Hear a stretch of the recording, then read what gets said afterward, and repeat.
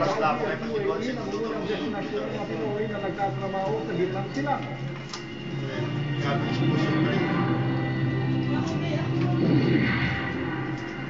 Mga bata at bagong engineering graduates na pipilitang mag-abroad dahil walang mapasukang trabaho dito sa Pilipinas.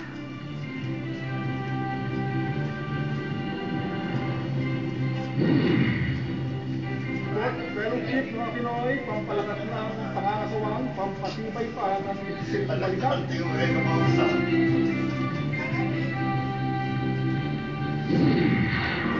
At corporate ni David Pomeran sa Qatar, mainit na tinanggap ng daan-daang Pinoy fans.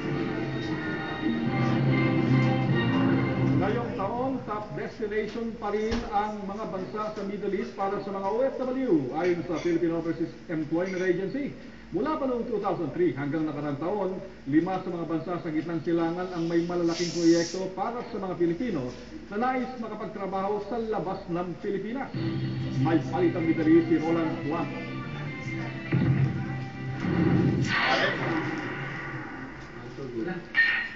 Kampay.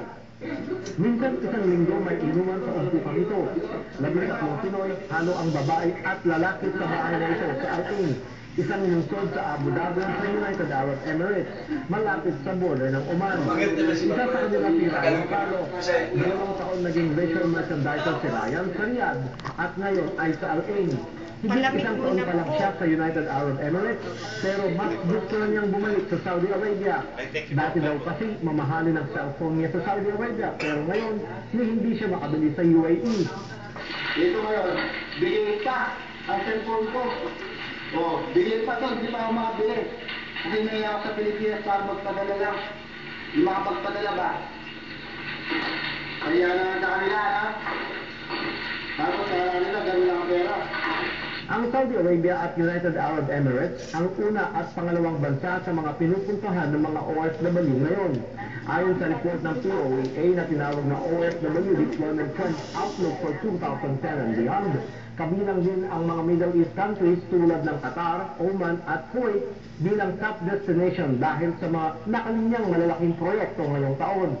Mula 41% noong 2003, ang total land-based deployment ay umabot sa 62% noong 2009. Makakaipon ka ng pera sa Saudi Arabia. Bakit?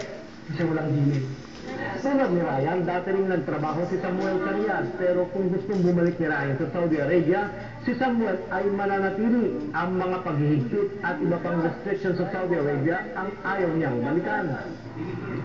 Dating nagtrabaho sa Abu Dhabi si Jester sa loob ng 3 taon, pero lumipat siya sa Riyadh dahil sa mas malaking offer sa kanya, kahit na hinto ang pag-inom niya ng alak sa Saudi dahil bawal.